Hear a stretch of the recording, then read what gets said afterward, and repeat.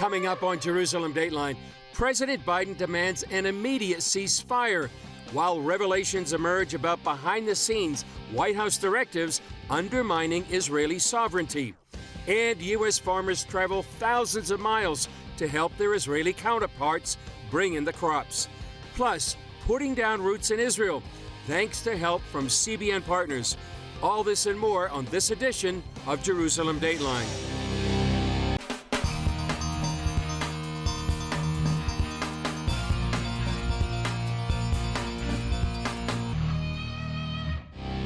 Hello and welcome to this edition of Jerusalem Dateline. I'm Chris Mitchell.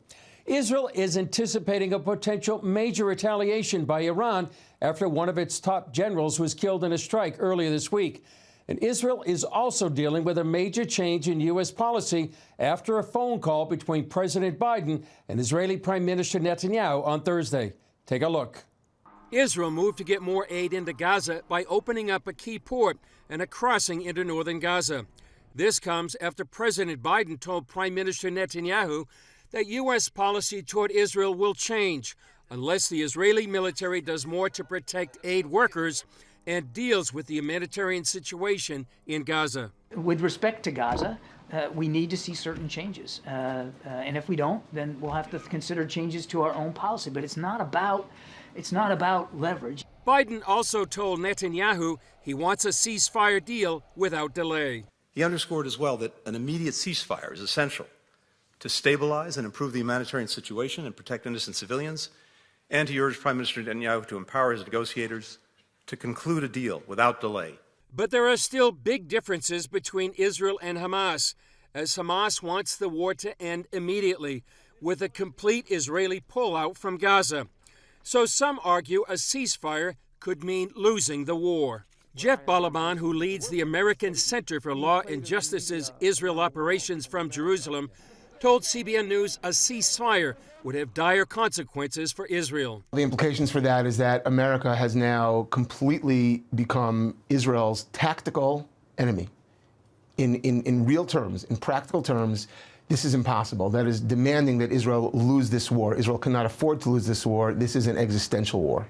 Netanyahu also maintains Israel must win its war against terrorist forces for the sake of the U.S. and the rest of the West. This is a larger battle.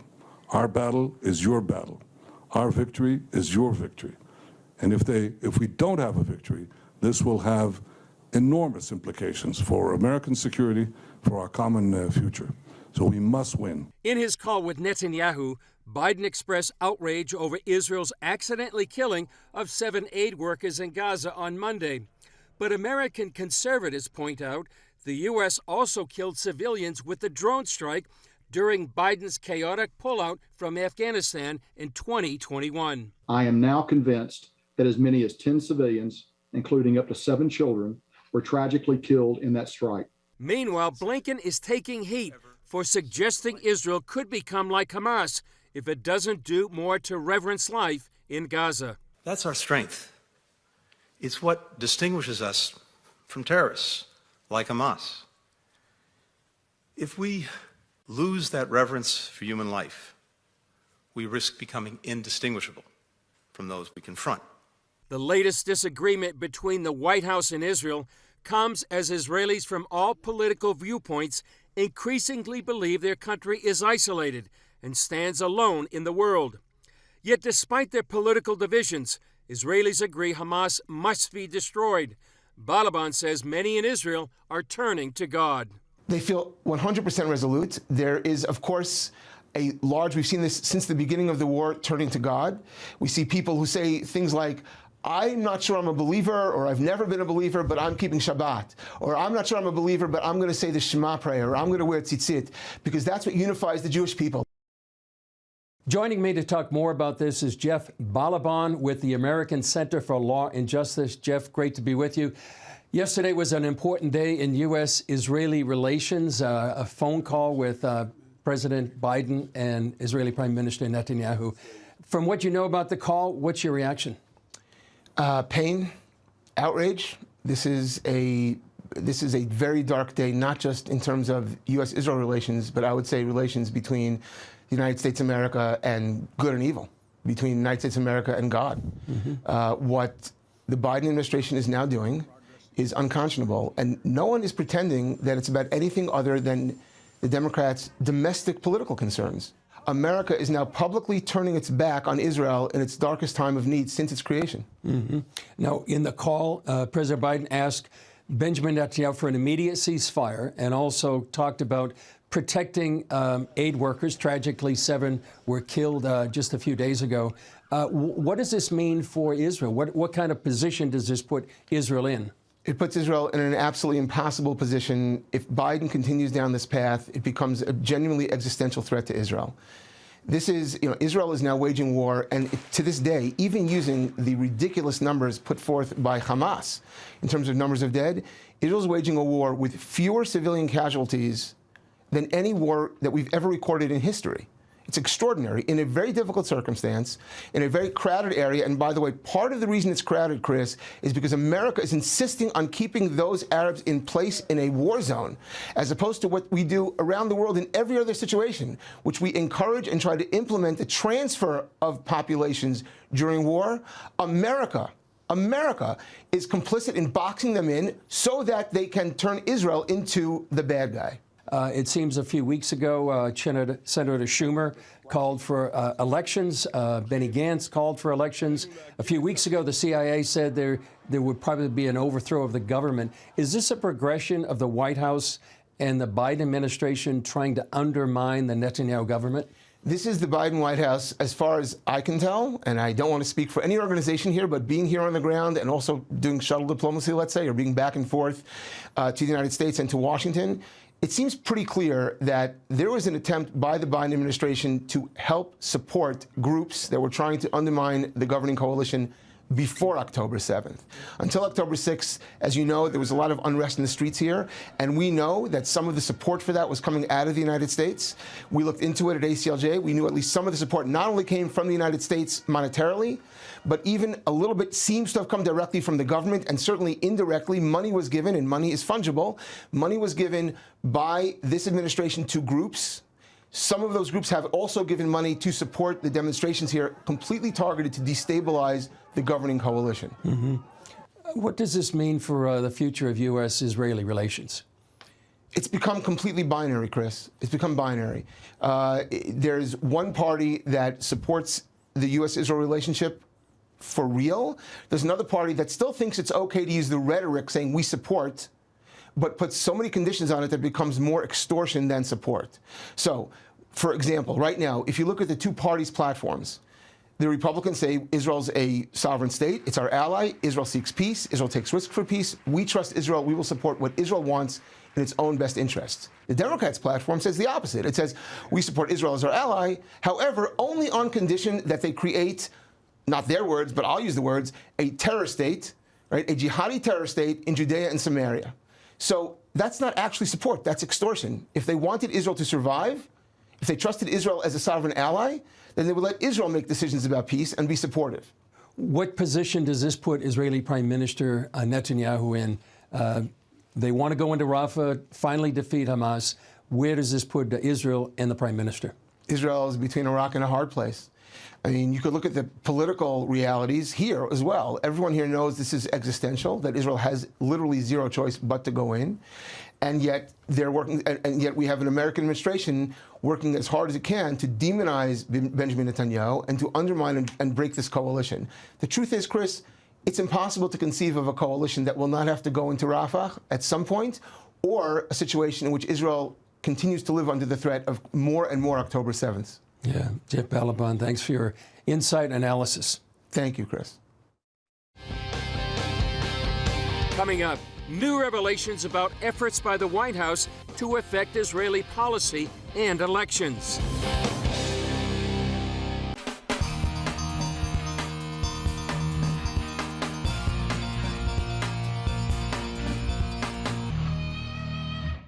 As the bureau chief for Jewish News Syndicate, Alex Trayman has a front row seat on the changing dynamic between the U.S. and Israel. We caught up with him recently to hear his thoughts on this week's events.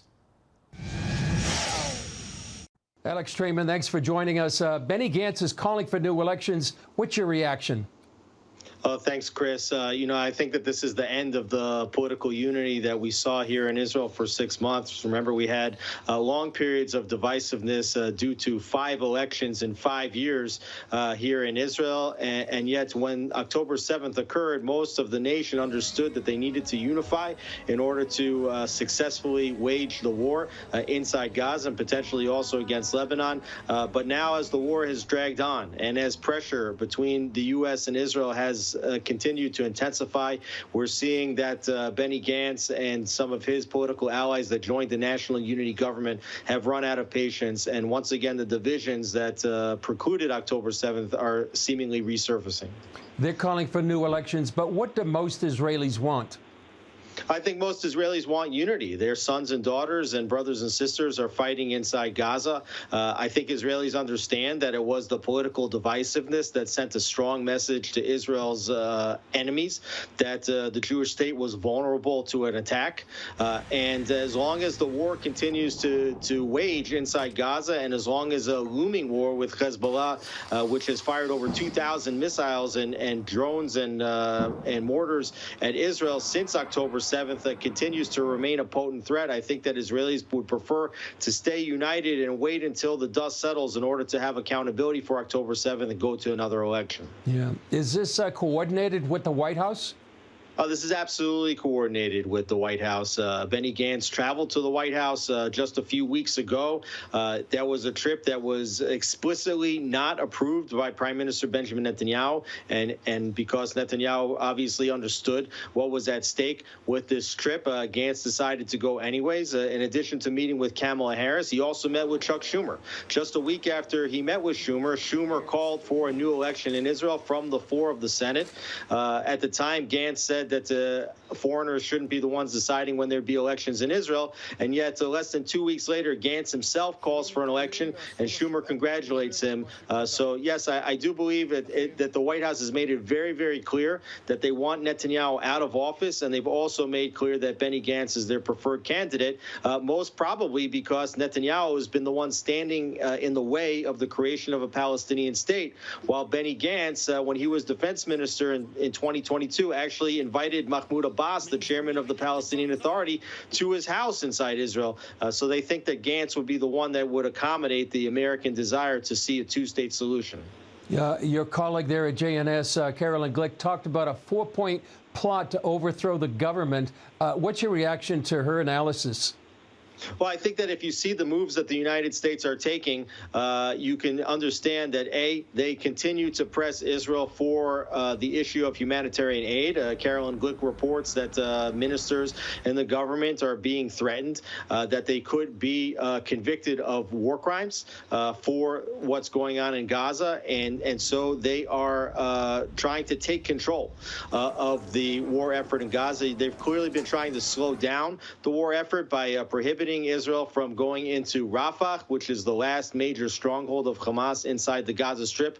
They've been gaslighting Netanyahu constantly through the press, and they've been now working with protest movement to restart protests inside Israel. So, yes, absolutely a coordinated effort. The White House is being very, very clear about who they want to be the prime minister of Israel and who they don't, which is quite odd for the United States to be so openly pressing a Democratic ally that has once again had 5 elections in the last 5 years to go to an election while it is in the middle of conducting a war. Yeah, and finally, Alex, you talked earlier on one of your channels there at JNS about the U.S. having a 3-point plan in Rafah. What's that plan? Well, what they first want to do is to prevent Israel from launching a large-scale operation inside Rafah. What they prefer is that Israel simply encircle Rafah to basically put a perimeter around it and around the million or so Gazans that are currently holed up in Rafah in a tent city. Many of them were residents of northern and central Gaza, and only to go inside Rafah, inside targeted operations where there's specific intelligence about where there might be terrorist leaders, and to to accomplish that goal, the United States is asking Israel to have a joint command and control center on that operation, which essentially would enable the United States to have a veto over what Israel does. So clearly, between that and the port that the United States is now demanding off the coast of Gaza, the United States is trying to gain control over Israel's autonomy to operate inside the Gaza Strip as it chooses. Well, quite a tumultuous time, very controversial, very critical time. Appreciate, Alex, your analysis and expertise. Thanks so much, Chris. Up next, traveling around the world on their own dime to help Israeli farmers bring in the crops.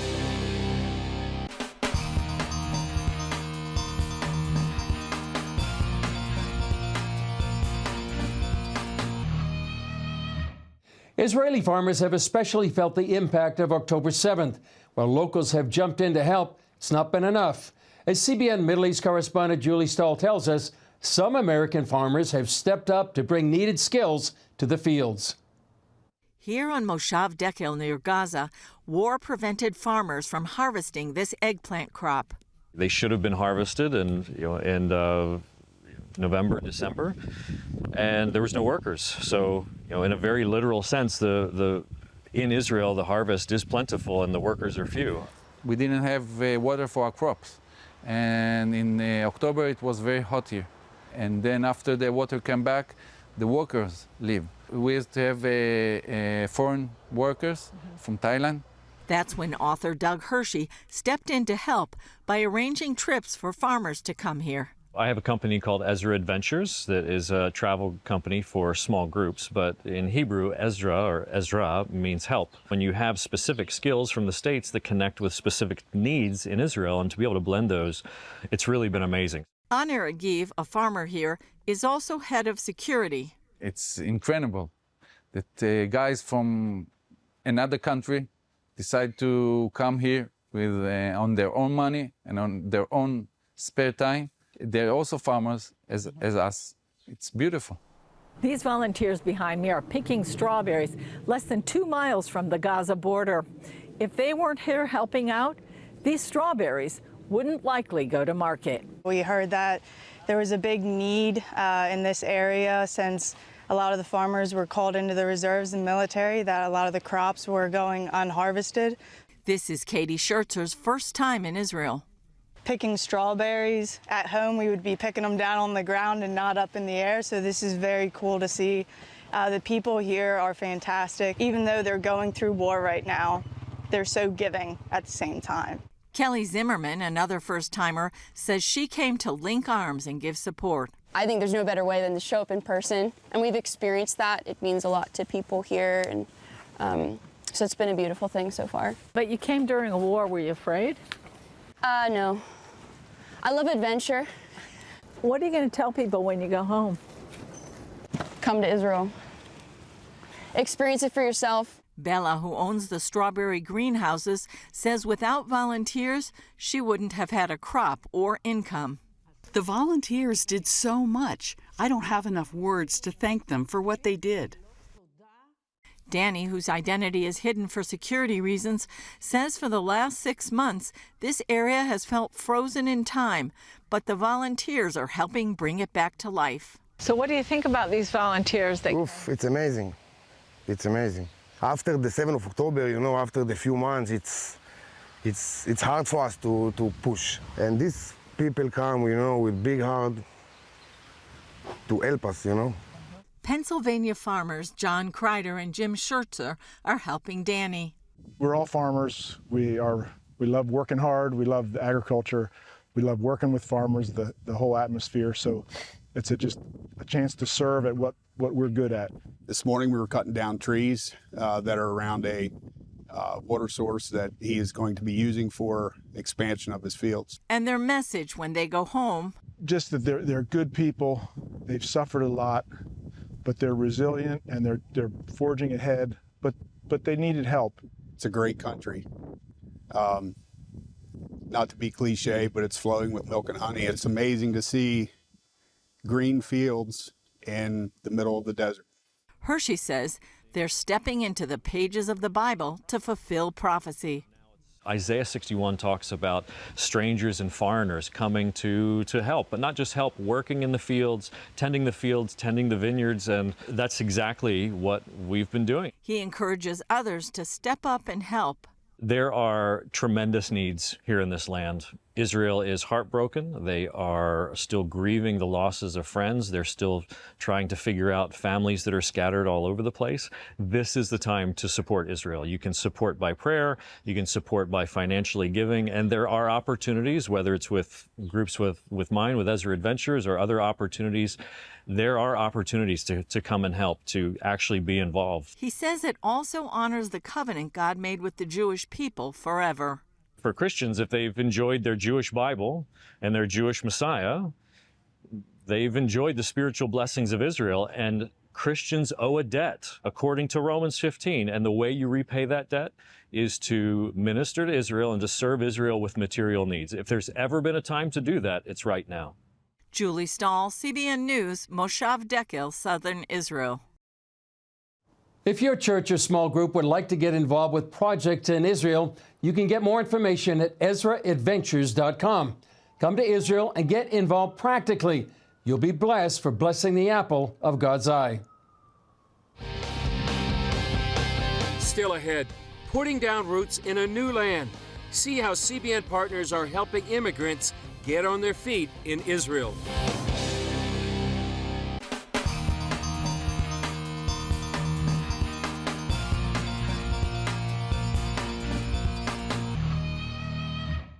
Welcoming new Israelis is part of the Jewish Agency's mission, and CBN partners are supporting that multifaceted process.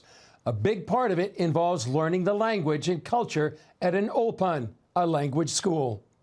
Part of the solution to recover from the atrocities of October 7th is Aliyah, having more young adults with energy, with passion, with education to come and build up in the land. CBN have been helping tremendously, telling the story of Israel, telling the reality of what's happening on the ground, fighting bigotry, fighting anti-Semitism, and being able to tell the truth from Israel. Every Aliyah into Israel is challenging. It's a long, hard process. Now, when they're coming from a situation of war, integration is that much more difficult. We're dealing here with about 250 lone young adults that have come to Israel to start a new life. They live here in dorm settings and they study an intensive course so that they can acquire a level of Hebrew that's sufficient to get either into the job market or into higher education. We have here a staff that works 24/7 to mentor them, to support them in every need they have, whether it's emotional or practical. We want to help guide them in their next steps in Israel so they can make a solid network of friends. They come alone, they leave as a community. There are difficulties for new arrivals because they worry about the country they left behind, but at the same time there's a relief because they found a new place to settle in, and here they have a new future. When the war just broke out here, immigrants heading to Israel didn't know how to react, but now we see that they still want to come. And we also expect more immigrants after the war ends. There'll be a new wave of immigration. We don't just teach our students, but offer a psychological support at least twice a month during their program. Toward the end of their stay with us, we also plug them into a social support program. The support that CBN gives the Jewish Agency is hugely important, and we see it in all different areas of our work. CBN was doing this work before the war started, and now they are helping these immigrants who need a chance, need an opportunity to get a good start in their new country and to go into a life of meaning and purpose.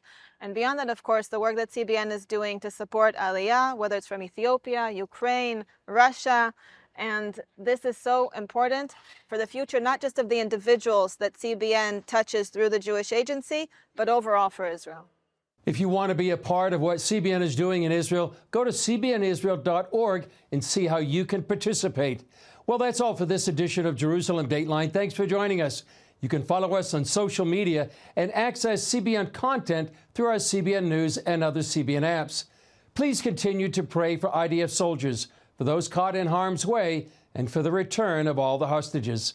I'm Chris Mitchell. We'll see you next time on Jerusalem Dateline.